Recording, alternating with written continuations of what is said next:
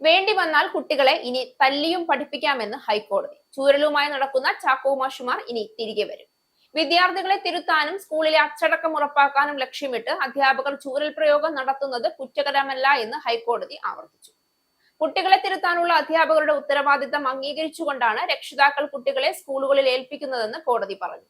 തല്ലുകൂടിയ 5ാം class വിദ്യാർത്ഥിയുടെ കാലിൽ ചൂരൽ കൊണ്ടടിച്ചതിന് UP സ്കൂൾ അധ്യാപകനെതിരെ 2019 എടുത്ത കേസിൽ തുടർ നടപടി റദ്ദാക്കിക്കൊണ്ടാണ് ജസ്റ്റിസ് C പ്രദീപ് കുമാറിന്റെ ഉത്തരവ്.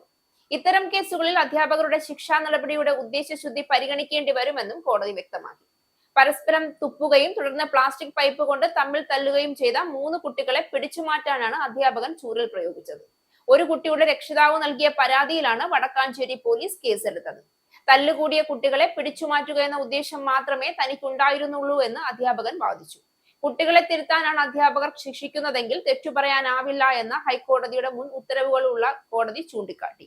അധ്യാപകന്റെ സതുദ്ദേശവും കുട്ടികളുടെ രക്ഷിതാക്കൾക്ക് മനസ്സിലാകാത്തത് ദൗർഭാഗ്യകരമാണ് എന്ന് അഭിപ്രായപ്പെട്ട കോടതി പാലക്കാട് അഡീഷണൽ സെഷൻസ് കോടതിയുടെ പരിഗണനയിലുള്ള കേസ് റദ്ദാക്കി.